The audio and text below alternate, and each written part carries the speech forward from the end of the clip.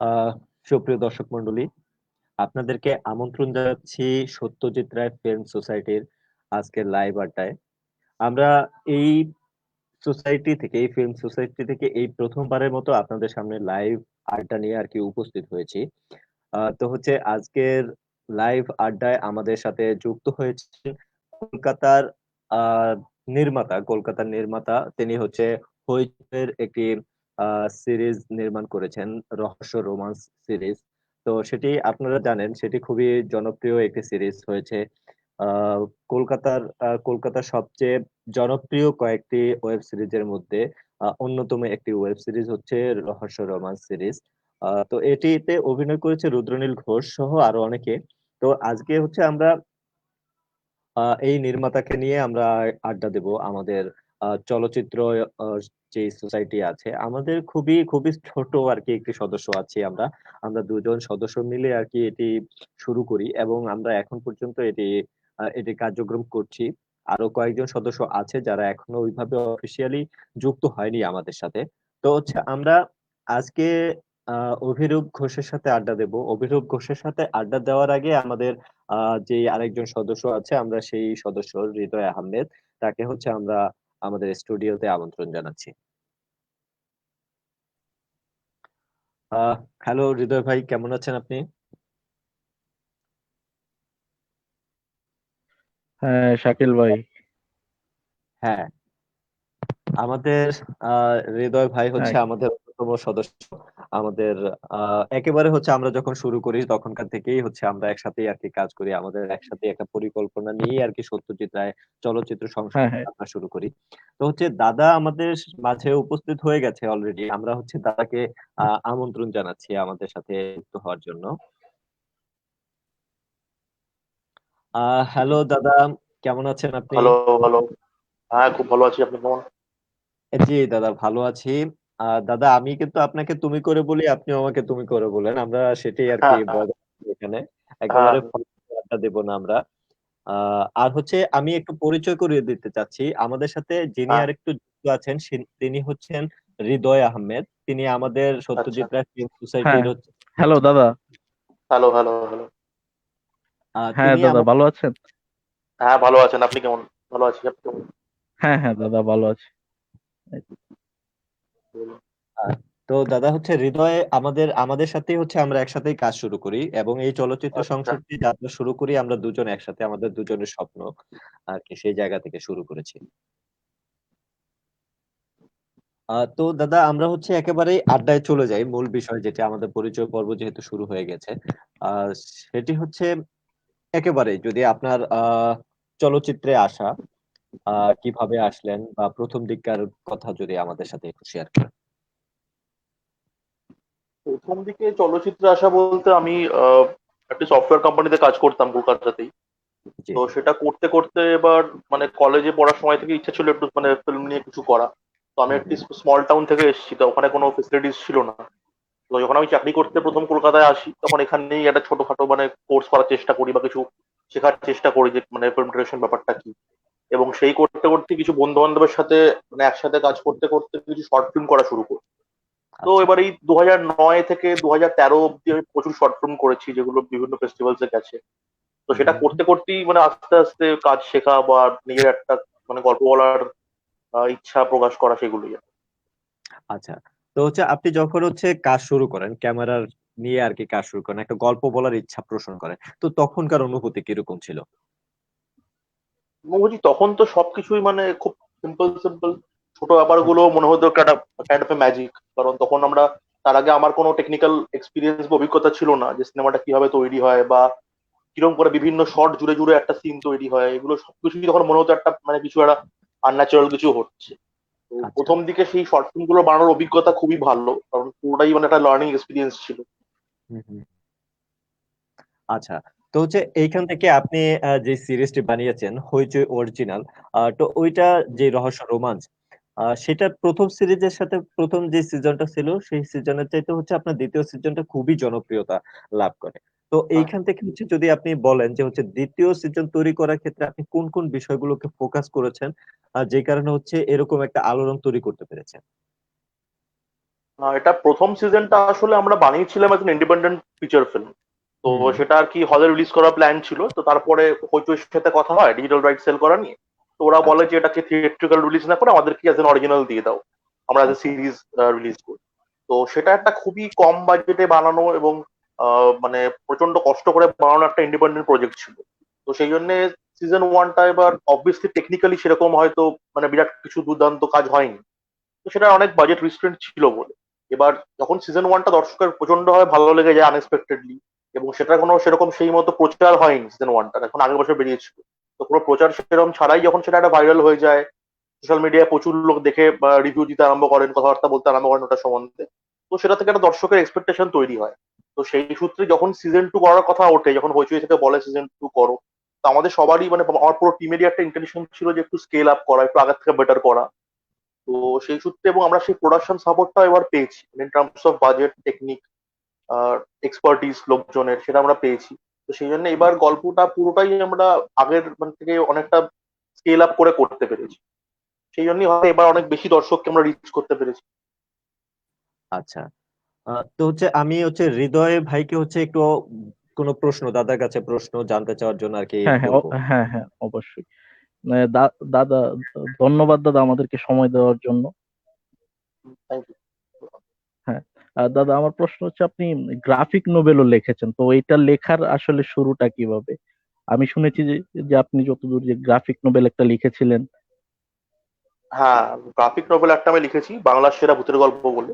এটা সুমিত রায় বলে একজন আর্টিস্ট মানে ছবিগুলো এঁকেছেন, স্কেচ গুলো করেছেন তার মধ্যে।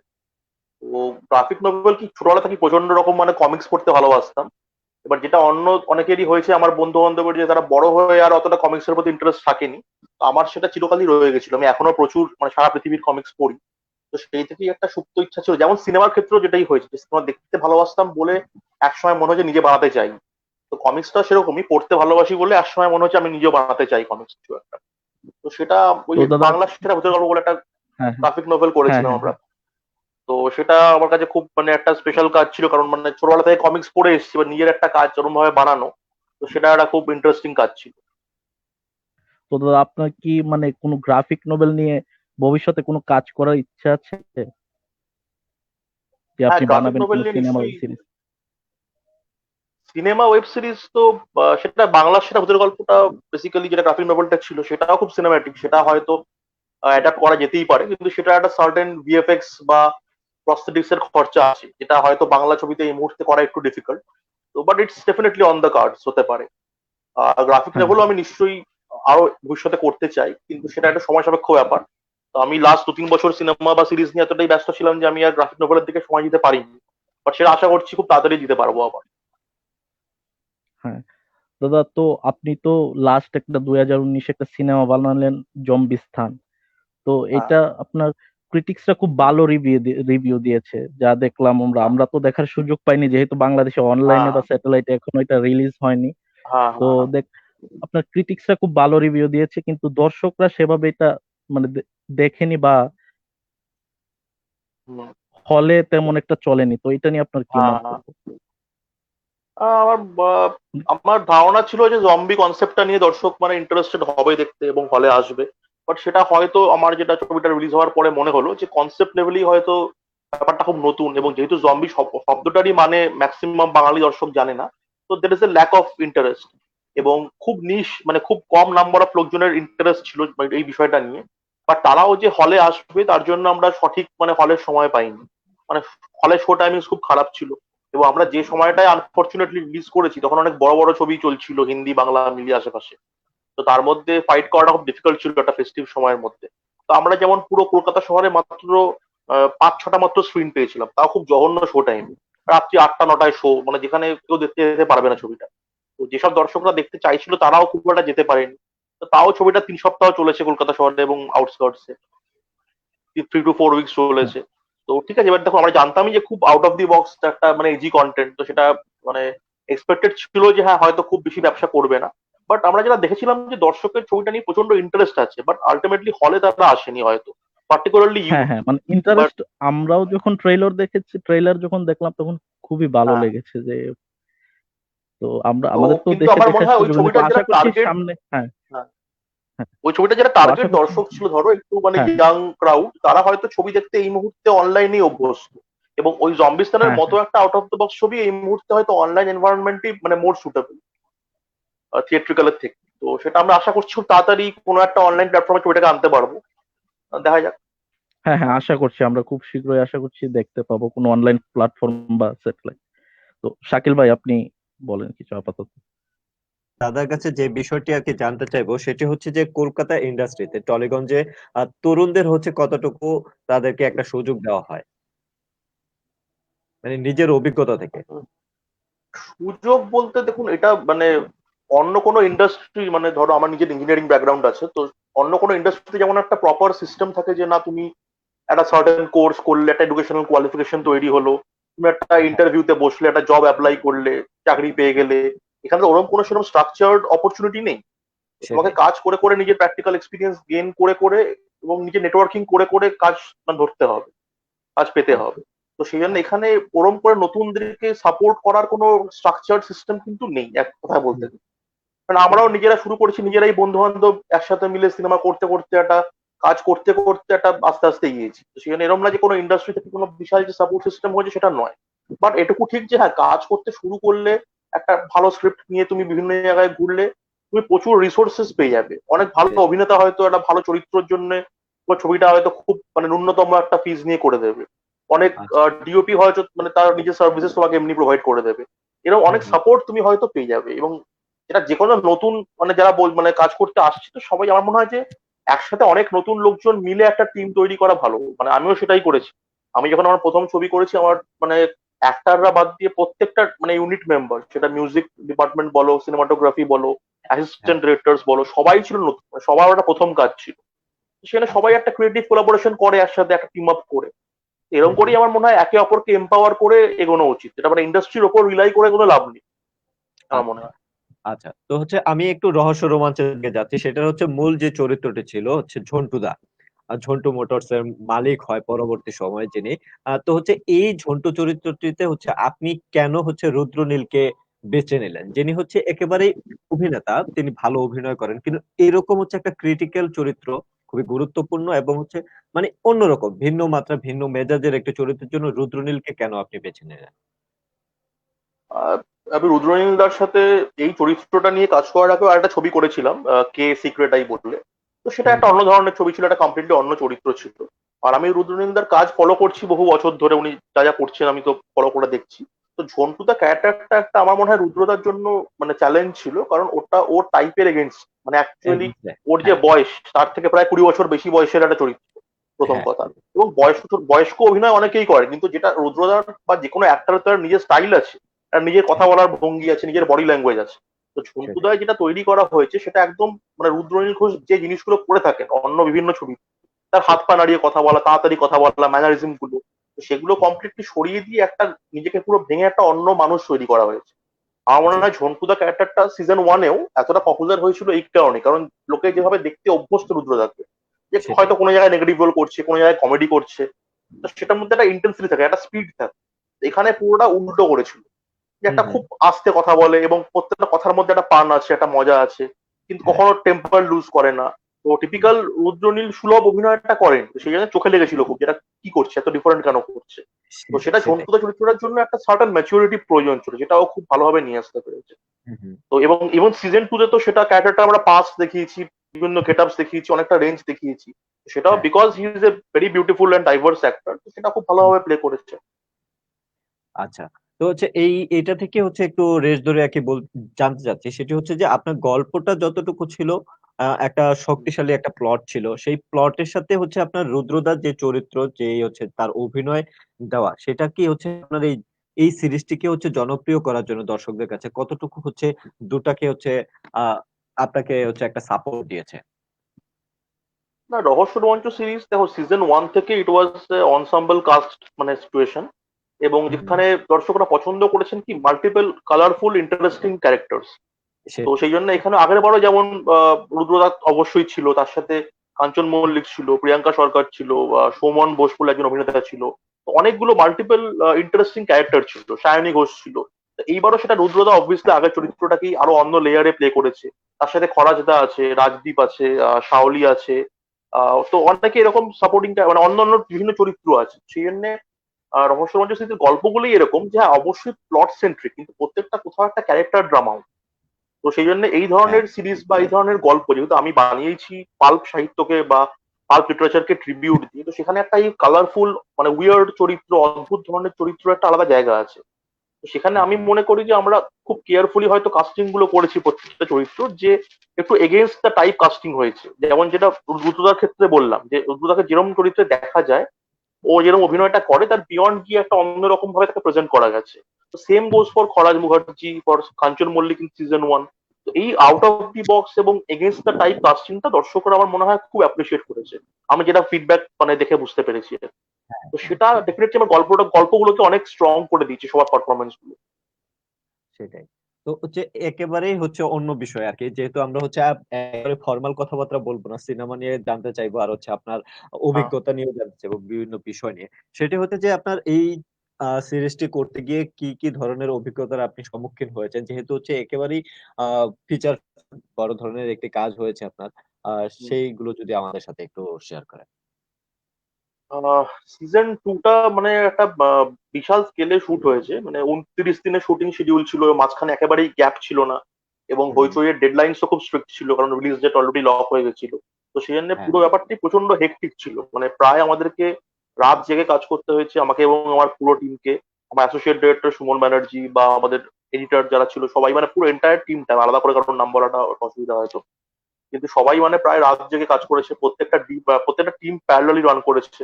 মানে শুটিং তো হলো ঠিক আছে, শুটিং এর পরে যে পোস্ট প্রোডাকশনটা সেটা ডিফারেন্ট যে টিম গুলো, ধরো যা ব্যাকগ্রাউন্ড মিউজিক করেছে অম্লান এবং বব, তো তারা একদিকে, অমিত করেছে ফলি সাউন্ড ইত্যাদি যা আছে, তো সেই প্রত্যেকটা টিম প্যারালালি প্রায় রাত জেগে খুব কম সময়ের মধ্যে কাজটা এফিসিয়েন্টলি পুল অফ করেছে। তো প্রচন্ড হেক্টিক ছিল এটুকু বলতে পারি।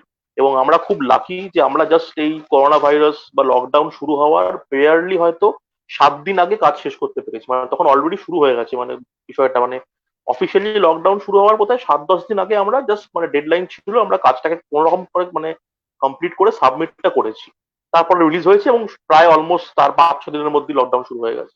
তো সেই জন্য টাইমিংটা হয়তো খুব ভালো হয়েছে লাকিলি। যদি আমাদের কাজটা কোনোভাবে ডিলে হয়ে যেত 7-10 দিন, তাহলে একটা বড় প্রবলেম হতে পারতো, যে মানে হয়তো পুরো প্রজেক্টটাই 2 মাস পিছিয়ে যেতে পারতো।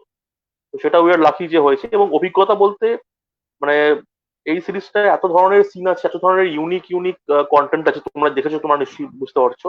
এমন একটা ধরো একটা পিগ ফার্মের সিন ছিল, একটা শুয়োরের খামারের সিন ছিল।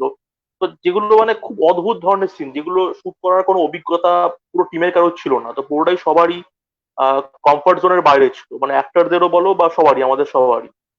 তো সেগুলো খুব উইয়ার্ড অভিজ্ঞতা ছিল। প্লাস ধরো হুম, এপিসোড 6 মানে কালনেকর এপিসোডটার যে লাস্টের অ্যাকশন সিকোয়েন্স গুলো ছিল, সেগুলো খুব মানে কম সময়ের মধ্যে খুব মানে অনেক রিস্টুরেন্টের মধ্যে খুব ইন্টারেস্টিং ভাবে করতে হয়েছে। এবং একটা সিন ছিল এখানে একটা মানে ওই ফ্লেম থ্রোয়ার দিয়ে একটা আগুনের ব্লাস্ট তৈরি করা হয়েছিল, এবং ছাদ থেকে ঝাঁপ মারছে একজন, তো সেখানে একজন স্টান্টম্যানের খুব সিরিয়াস ইনজুরি হয়ে যায়। পিপল হুম, অ্যাকচুয়ালি মানে risk their lives for that shot. তো সেই জন্য এই ধরনের অনেক অনেক মেমোরেবল অভিজ্ঞতা আছে। এটুকু বলতে পারি যে প্রচুর মানুষের মানে প্রচন্ড হার্ডওয়ার্কের ফল সিরিজটা, মানে একজন দুজনের নাম আমি নিয়ে কাউকেই মানে ছোট করতে চাইছি না, মানে পুরো এন্টায়ার টিমটা মানে মানে ব্লাড অ্যান্ড সোয়েট দিয়ে সিরিজটা বানিয়েছে সবাই, এবং খুব কম হ্যাঁ। সময়ের মধ্যে খুব কম বাজেটে। তো সেই জন্য সেটা একটা খুব ভালো মেমোরি হয়ে থেকে যাবে। হুম, হুম। তো হচ্ছে এই কারণেই হচ্ছে আপনাদের হার্ড ওয়ার্ক এর কারণে হচ্ছে এটি আমার হৃদয়ে একটি দাগ ফেলতে পেরেছে বলে আমি মনে করি। তো হচ্ছে আমি হচ্ছে একটু হৃদয় ভাইকে বলবো হচ্ছে আপনার প্রশ্নগুলো কি আপনি বলুন। আমি একটু প্রশ্নগুলো আবার আ ইয়ে করে নিচ্ছি। হ্যাঁ হ্যাঁ, অবশ্যই। তো দাদা, আ- আমরা যে এখন যে বর্তমানে একটা অবস্থা আছে আপনাদের ভারতবর্ষ বাংলাদেশও, মানে একটা জিনিস আছে যে এখন না, অনেক আগে থেকে এটা হয়ে আসছে যে আর্ট ফিল্ম আর কমার্শিয়াল ফিল্ম দুইটা আলাদা বিষয় ধরে নিয়েছি, যে দুইটা সম্পূর্ণ আলাদা। আমি আপনার একটা শর্ট ফিল্ম দেখেছিলাম যে এ, ছবি ভার্সেস বই নামে বোধহয়, এমন একটা শর্ট হ্যাঁ। ফিল্ম দেখেছিলাম। তো সেখানে আপনি বলেছিলেন মানে ফিল্ম মানে আর্ট, এর কোনো মানে আমিও এর একমত, কিন্তু আপনি মানে এই বিষয়ে যদি আরেকটু বিস্তারিত বলতেন যে আপনি কি ভাবেন, এটা কি আলাদা করে ভাবা কি আসলেই দরকার, নাকি ফিল্মকে আর্ট হিসাবেই নেওয়া দরকার? না, আলাদা করে ভাবার দরকার বলতে দেখো, মানে এবার সিনেমা জিনিসটা আলটিমেটলি কি, একটা পাবলিক প্ল্যাটফর্মে স্টোরি টেলিং, মানে কমিউনিটি ভিউইং এক্সপিরিয়েন্স বলো তুমি, একটা হলে সবাই একসাথে দেখছে। তো সিনেমার মানে অরিজিনটা কোথায়, মানে সেটা ধরো যখন সিনেমা ক্যামেরা ফ্যামেরা আসেনি তখন থেকেই পাবলিক পারফরমেন্স বিষয়টা, নাটক ছিল বা হয়তো নাচ গান ছিল, রোমে হয়তো সেই গ্ল্যাডিয়েটররা মারপিট করতো, লোকে সেটা দেখতে আসতো, সার্কাস ছিল, মানে ডিফারেন্ট ফর্মস অফ কি পাবলিক পারফরমেন্স। তো সেই থেকে সিনেমাটা এসছে। তো আলটিমেটলি দেখো, সিনেমার প্রাইমারি পারফরমেন্স আমার কাছে সবসময় হবে বিনোদন, এন্টারটেনমেন্ট প্রোভাইড করে। তো সেখানেই কমার্স ফ্যাক্টরটা আসছে। এবার আর্ট তুমি যেটা বললে, অবভিয়াসলি এবার সিনেমার থ্রু দিয়ে কোনো সোশ্যাল মেসেজ দেওয়া বা কোনো একটা সময়কে রিপ্রেজেন্ট করা, সেগুলো সবই আমার মনে হয় কোথাও একটা secondary purpose. Primary purpose has to be entertainment. তো সেখানেই obviously cinema has to be a bit commercial. মানে যে কারণে আমার মনে হয় একটা আইডিয়াল সিনারিও হচ্ছে এমন ছবি করা যেটার মধ্যে হয়তো সোশ্যাল মেসেজটা আছে কিন্তু সেটা এন্টারটেনমেন্টের মধ্যে লুকানো আছে। যদি একটা ছবি হয় যে খালি একটা সোশ্যাল মেসেজ দিচ্ছে বা একটা লাইফ ডিপিক্ট করছে in art house slow format, সেটার মানে ইতিহাসই বলছে সেটার খুব একটা হয়তো কমার্শিয়াল রিচ তৈরি হয় না। তো সেটার জন্য এই ডিভিশনটা তৈরি হয়েছে যে ওটা আর্ট সিনেমা, এটা commercial cinema. It is hmm. Ultimately coming down to mass appeal. এবার আলটিমেটলি যেটাই মানে একটা যে কোনো ছবি বানাতে গেলে, ছবি বলো সিরিজ বলো, সেটা একটা certain entertainment value is a priority আমার মনে হয়। হ্যাঁ, হ্যাঁ, অবশ্যই। তো দাদা, আপনি হলের জন্য সিনেমা বানিয়েছেন, আবার অনলাইনের জন্য, ওয়েব প্ল্যাটফর্মের জন্য সিরিজও বানিয়েছেন।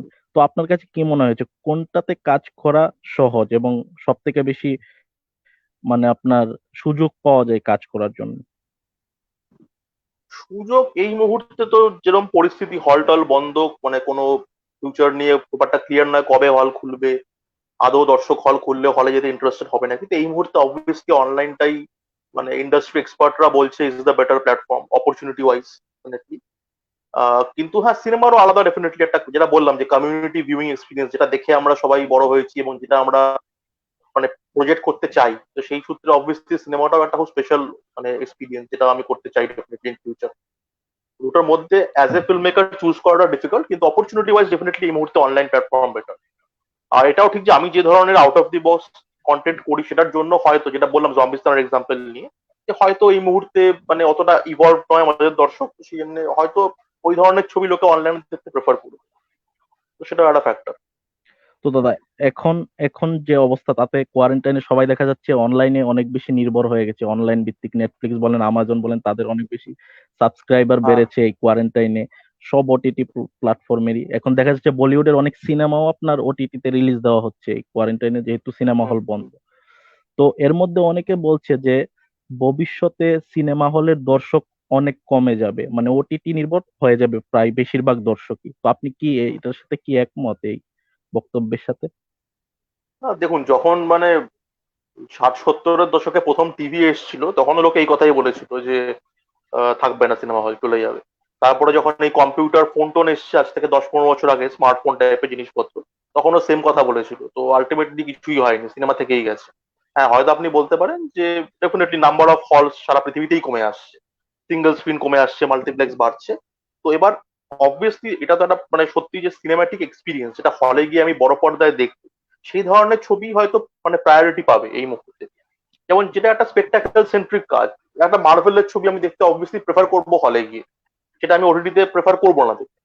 আবার একটা ছোট্ট চেম্বার ড্রামা, সেটা আমি ঘরে দেখে নিতেই পারি, অসুবিধা নেই কিছু।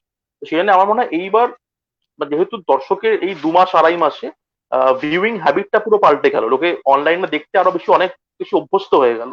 তো এই ডিসকাশনটা হবেই। দর্শক এমনিতেও যে খুব একটা পার্টিকুলারলি বাংলা ছবি দেখতে এক্সাইটেড ছিল তা নয়, পার্টিকুলারলি ইউথ যদি বলো, মানে কম বয়সী লোকজন বাংলা ইন্ডাস্ট্রি মানে ছবি দেখতে খুব একটা ইন্টারেস্টেড এমনিও ছিল না, ফুটফলস এমনিতেই আমাদের কম ছিল। তো এইটা হয়ে গিয়ে আরো তাদের হ্যাবিটটা অনলাইনের দিকে ঝুঁকে গেল।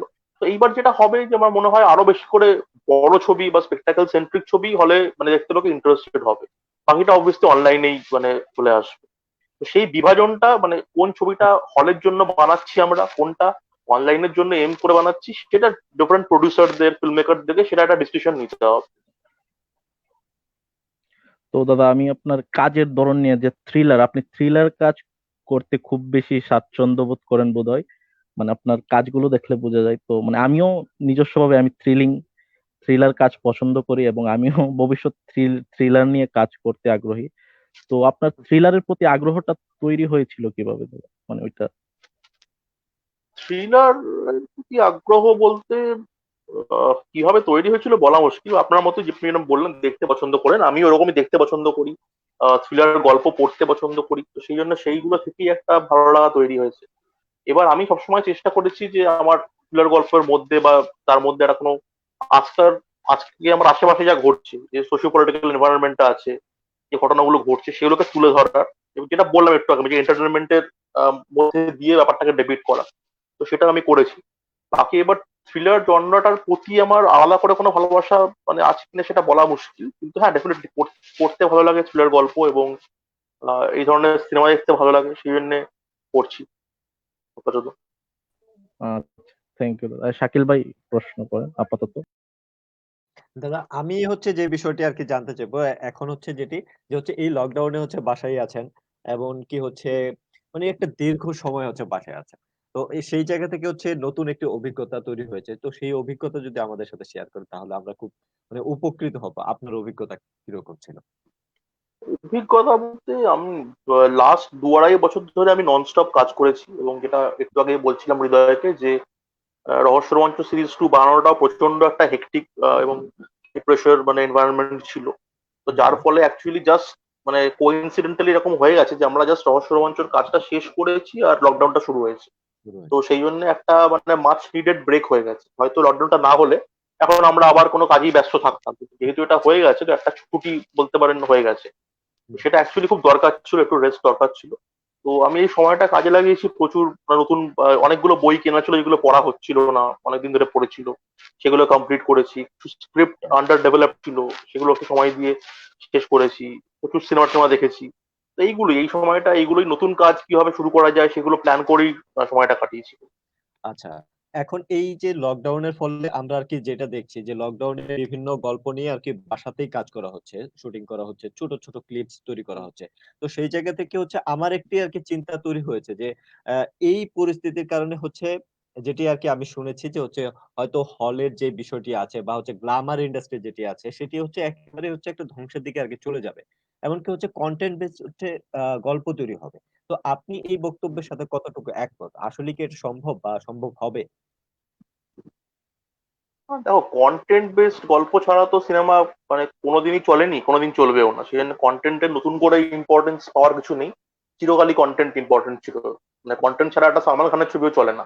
তো হুম, সেই জন্য কন্টেন্ট চিরকালই গুরুত্বপূর্ণ ছিল, এখনো আছে, সেটা নিয়ে কিছু ডিফারেন্স নেই। এবার ইন্ডাস্ট্রি মানে বসে যাওয়া বা ধ্বংস হয়ে যাওয়া বিষয়টা এবার হচ্ছে, যেটা আমি একটু আগে বললাম হৃদয়কে, যে এখন লাস্ট 2-2.5 মাসে যেটা মানে ভয়ের ব্যাপারটা তৈরি হয়েছে যে দর্শকদের ভিউইং হ্যাবিটটা পাল্টে গেল। তাদের একটা হ্যাঁ। হ্যাবিট হয়ে গেল অনলাইনে সিনেমা দেখার। হুম, এটা হুম। হয়তো 2 বছর পরে এমনিতেই হতো, কিন্তু এই ঘটনাটার কারণে 2 বছর আগে ঘটনাটা ঘটে গেল। তো এর ফলে যেটা হবে, দর্শক এখন এই মুহূর্তে যেহেতু একটু আনসেফ ফিল করছে হলে যেতে বা বাইরে যেতে, তো সেই জন্য হয়তো হল যা শুনছি অগাস্টে খুলে যাবে। তো খুলে গেলেও হ্যাঁ, কতটা যেতে চাইবে তো হুম, সেটা বলা খুব মুশকিল। বা হল খুললেও যেরকম প্রোটোকল প্ল্যান করা হচ্ছে যে 4টে করে সিট গ্যাপ দিয়ে বসা হবে বা যাই হোক, তো সেটা কিন্তু সিনেমার ব্যবসাকে এফেক্ট করবে। মানে ওকে। হয়তো সিনেমার যে বক্স অফিস কালেকশনটা হতো সেটা অনেক গুণ কমে যাবে, হুম, মানে হুম, হাউসফুল গেলেও কমে যাবে। তো হুম, সেই জন্য সেটা একটা ইম্প্যাক্ট হবেই, সেটা বোঝা যাচ্ছে। হুম, এবার এখানে যেটা হবে আমার মনে হয় যে যা বুঝতে পারছি যে হয়তো প্রোডাকশন হাউস বিভিন্ন ডিসিশন নেবে যে তাদের ছবির বাজেট কমিয়ে দেওয়া, কন্ট্রোল বাজেটে কাজ করা শুরু হবে। কিন্তু সেটা একটা প্রবলেম হচ্ছে যে কন্ট্রোল বাজেটে বানানো ছবি আমার ধারণা যে হয়তো খুব একটা স্পেকটাকেল সেন্ট্রিক হবে না। সো কল যেটা আমরা বড় ছবি বলতে যে ইমেজ গুলো বুঝি, ভিজুয়ালি স্টানিং একটা কিছু এক্সপিরিয়েন্স, সেটা দিতে পারবে না। তো সেটা দিতে না পারলে কি দর্শক তখন হলে আসতে ইচ্ছুক হবে? আমার সেটা একটা বড় কোয়েশ্চেন, সেটা টাইম উইল টেল। কারণ আমার মনে হয় এখন ওই ভিউইং হ্যাবিটটা পাল্টে যাওয়ার কারণে, আনলেস কোনো খুব ভালো কারণ দিচ্ছি আমরা দর্শককে হলে আসার, তারা হয়তো হলে যেতে চাইবে না। হ্যাঁ, if it is the big film, একটা স্পেকটাকেল সেন্ট্রিক কিছু, ওই মানে ফিয়ার অফ মিসিং আউট যদি আমরা ক্রিয়েট করতে পারি তাহলে আসবে।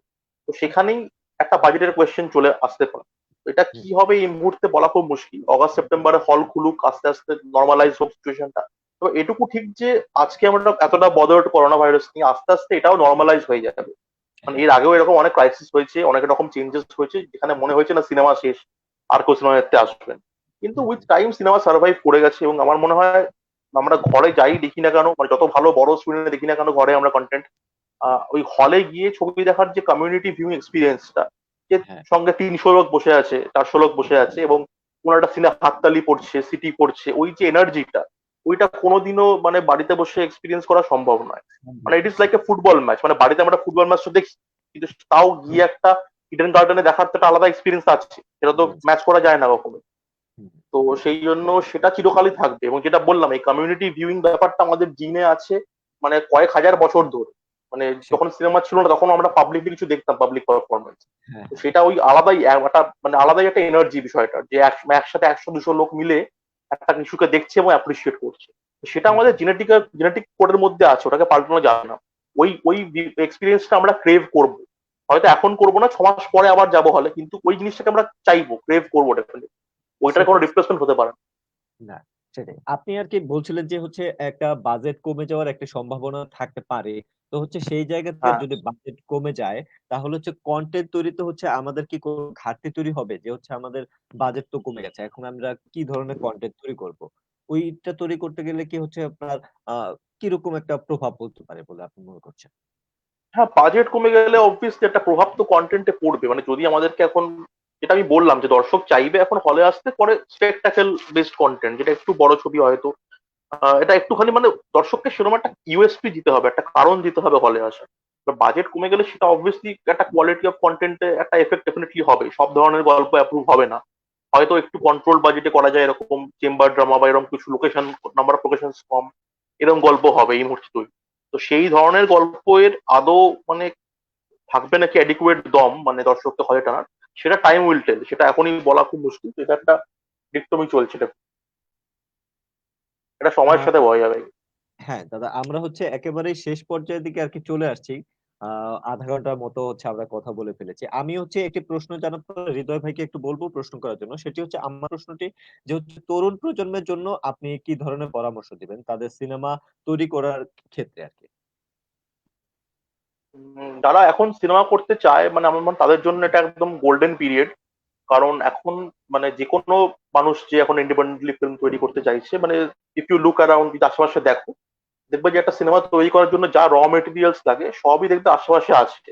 মানে এখন যেমন ফেসবুক খুললেই বিভিন্ন মানে হাজারটা দেখবে ফটোগ্রাফির পেজ দেখা যায়। তো তোমাদের পরিচিত কেউ না কেউ নিশ্চয়ই থাকবে যে একজন শখের ফটোগ্রাফার, এবং তার হবি ফটোগ্রাফি, সে শিখছে, তার লাইটিং এর সেন্স আছে। তো তাকে দিয়ে তুমি তার ক্যামেরা নিয়ে, তার থেকে হেল্প নিয়ে তুমি সিনেমাটোগ্রাফিটা করতে পারবে। আমাদের সবার পরিচিত কেউ না কেউ অন্তত আছে যার একটা বাংলা ব্যান্ড আছে, বা তার বাড়িতে একটা ছোট মিউজিক সেট আপ আছে, তার থেকে হেল্প নিয়ে তুমি মিউজিক করতে পারবে। অ্যাক্টর তো প্রচুর আছে, মানে বিভিন্ন থিয়েটার গ্রুপস আছে, বিভিন্ন এত লোক শর্ট করছে, প্রচুর ট্যালেন্টেড অ্যাক্টরস আছে যারা কাজ করছে এখন। তো সেই জন্য একটা ছবি করতে যা যা রিসোর্সেস লাগে, ইভেন সফটওয়্যার ওয়াইজ বলো, তুমি ইউটিউবে দেখবে যে কোনো কালার গ্রেডিং বা এডিটিং সফটওয়্যারের মানে টিউটোরিয়াল পেয়ে যাবে ডিটেলসে। সফটওয়্যার গুলো বলা উচিত নয়, বাট তুমি অনলাইনে খুঁজতে জানলে ঠিকই পেয়ে যাবে যা লাগতে পারে তোমার সফটওয়্যার। তো তোমার যা র মেটেরিয়ালস লাগতে পারে একটা ছবি বানাতে, এবং খালি যে কোনো ছবি না, একটা মোটামুটি টেকনিক্যালি সাউন্ড প্রফেশনাল দেখতে ছবি বানানোর জন্য যা র মেটেরিয়ালস লাগে, সেগুলো কিন্তু আশেপাশে সবই আছে অ্যাভেলেবেল। এটা খুব ভালো সময়, এবং সেই জন্য তুমি প্র্যাকটিক্যালি আজকে খুব কম মানে ফিনান্সিয়াল এক্সপেন্ডিচারে বা একদম অলমোস্ট জিরো বাজেটে এটা কিন্তু ছবি বানিয়ে ফেলতেই পারো, কারণ সব র মেটেরিয়ালস আছে। হ্যাঁ, হুম, হুম। অবভিয়াসলি সেটার জন্য হার্ড ওয়ার্ক লাগবে এবং প্রচুর রিসার্চ লাগবে, সেখানে কম্প্রোমাইজ করলে হবে না। কিন্তু মানে it is very much possible to make films, মানে if you want to make films, মানে কেউ তোমাকে আটকানোর নেই এখন। মানে এত র মেটেরিয়ালস, এত রিসোর্সেস এখন অ্যাভেলেবেল আছে। এবং আরো খুব ভালো ব্যাপার হচ্ছে, আগে তো যখন আমরা প্রথম শুরু করেছিলাম 2009-10 সালে, আমরা যখন শর্ট ফিল্ম বানাতাম, তখন হুম, মানে ওরকম অনলাইন এনভায়রনমেন্টটা খুব উইক ছিল, এবং মানে তখন বেয়ারলি 500,000 ভিউ হতো, সেটাই মনে হতো অনেক। এখন তুমি হ্যাঁ, দেখবে যে কোনো শর্ট ফিল্ম মানে 5 লাখ 10 লাখ ভিউ কোনো ব্যাপার না। এখন ব্যাপার একটা না। অডিয়েন্স কিন্তু তৈরি হয়ে গেছে, হুম, একটা হুম। মানে শিক্ষিত অডিয়েন্স যারা কি দেখতে চাইছে অনলাইন কন্টেন্ট, অনলাইন মানে বিভিন্ন প্ল্যাটফর্মের থ্রু দিয়ে বা ইউটিউবের থ্রু দিয়ে একটা মার্কেট তৈরি হয়ে গেছে। এবং অ্যাকচুয়ালি এখন তুমি একটা ছবি বানিয়ে তুমি বিভিন্ন প্ল্যাটফর্মের সাথে মানে ইভেন হয় বিক্রি করতে পারো, বা রেভিনিউ শেয়ারের থ্রু দিয়ে ডিস্ট্রিবিউশন করতে পারো। ইভেন রিসেন্টলি ছিলাম একটা কি অ্যাপ বেরিয়েছে, মাই সিনেমা হল বলে, এখানে you can like pay per view করে তুমি সিনেমা দেখাতে পারো দর্শককে টিকিটের এগেনস্টে। এখন ডিস্ট্রিবিউশন প্ল্যাটফর্মটাও খুব ভালো মতন ক্লিয়ার হয়ে গেছে, অ্যাটলিস্ট অনলাইন এনভায়রনমেন্টের জন্য। তো সেই জন্য এখন একটা মানে আমি বলবো যে গোল্ডেন সময় মানে for any independent film maker কাজ করার জন্য। তো সেটাই। যারা করতে চাইছো কাজ, ডেফিনেটলি মানে একটু পড়াশোনা করো, একটু রিসার্চ করো, এবং করতে শুরু করো। হ্যাঁ, সেটাই। আমি হচ্ছে হৃদয় ভাইকে বলব যে হচ্ছে দাদাকে আপনার প্রশ্নগুলো বলুন। আমরা হচ্ছে দাদাকে খুব তাড়াতাড়ি আরকি ছেড়ে দিতে চাই। অনেকক্ষণ ধরে আটকে রেখেছি। ঠিক আছে। হ্যাঁ হ্যাঁ হ্যাঁ, অবশ্যই। অনেক সময় হয়ে গেছে। তো দাদার, আমি বেশি বড় প্রশ্ন আর করবো না, দাদার মানে আপকামিং প্রজেক্ট সম্পর্কে জানতে চাই যে আপনার কি পেতে যাচ্ছে সামনে। আপকামিং আমার ব্রহ্মদৈত্য বলে একটা হরর কমেডি ফিল্ম রেডি আছে অলমোস্ট। কিছু ফিনিশিং টাচেস বাকি আছে, এটা তো সেই করানোর জন্য আটকে গেল, লাস্ট কিছু কাজ বাকি আছে। তো এই ছবিটা রিলিজ হওয়ার কথা ছিল জুন মাস নাগাদ, কিন্তু সেটা এখন তো যেহেতু হলের যা সমস্যা যা চলছে এখন সেটার জন্য একটু পিছিয়ে যাবে।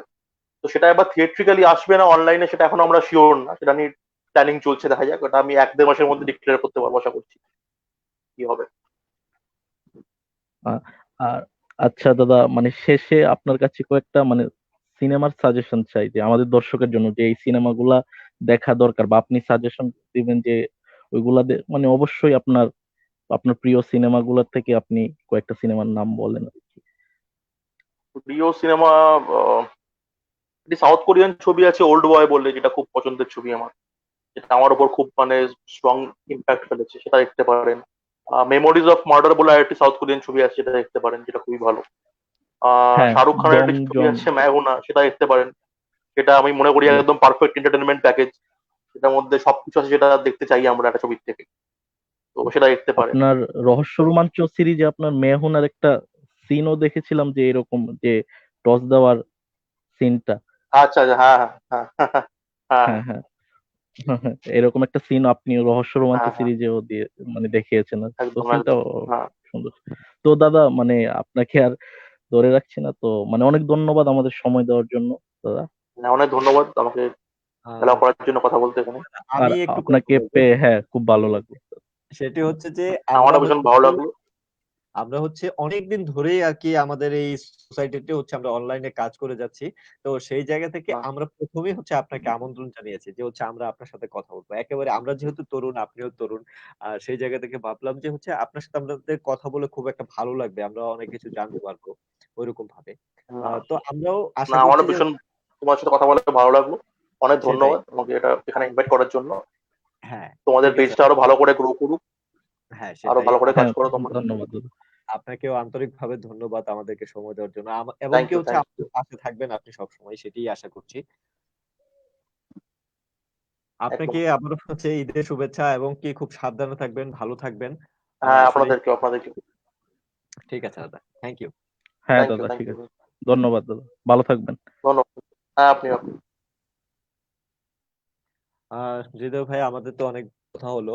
তো হ্যাঁ হচ্ছে হ্যাঁ, দর্শকদের উদ্দেশ্যে আপনি বলে শেষ করে দেন নাকি?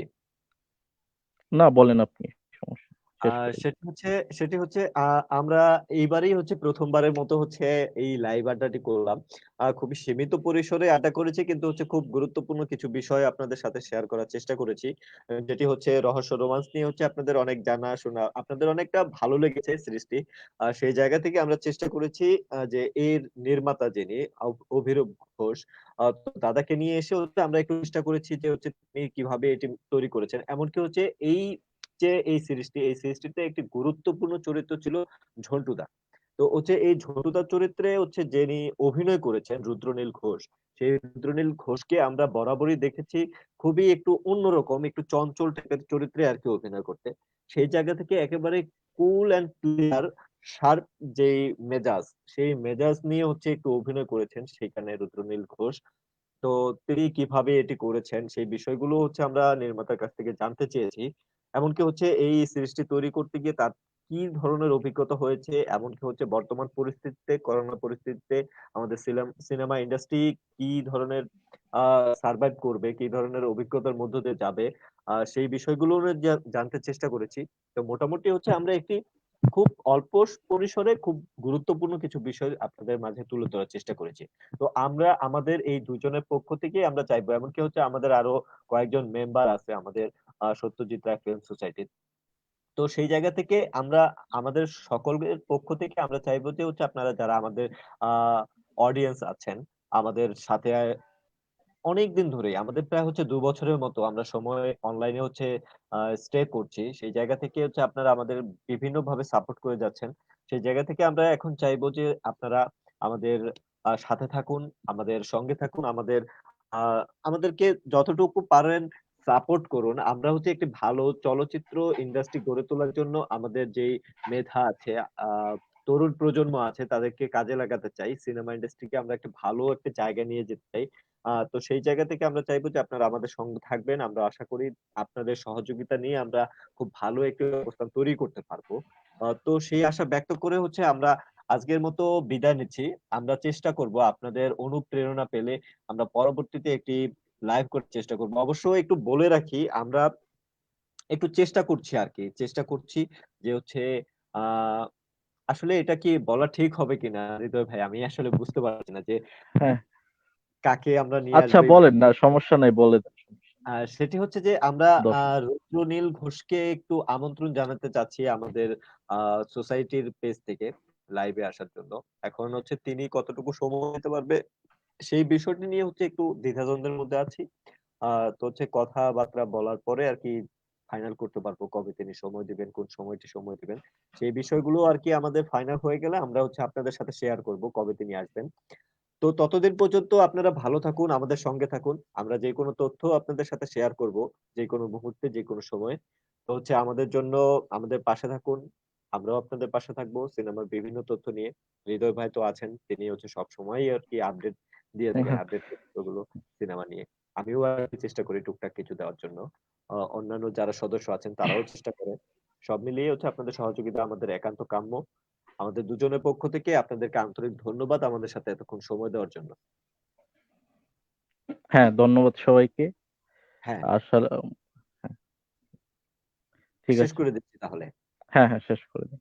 ওকে, তাহলে সবাইকে হচ্ছে শেষবারের মতো ধন্যবাদ আ এবং হচ্ছে শুভরাত্রি। আপনারা ভালো থাকুন, সাবধানে থাকুন, স্বজনদের নিয়ে ভালো থাকুন। এই মুহূর্তে ঘরে থাকাই ভালো। ঘরে থাকবেন। খুব প্রয়োজন না হলে বাইরে যাবেন না। ভালো থাকুন, সুস্থ একটি পৃথিবীর অপেক্ষা করুন। আমরা চাই সুস্থ একটি পৃথিবীতে সবাই মিলে বাঁচতে, ভালো সিনেমা নিয়ে আসতে, সুস্থ ধারার সিনেমা নিয়ে আসতে। তো ততদিন পর্যন্ত ভালো থাকুন। ধন্যবাদ।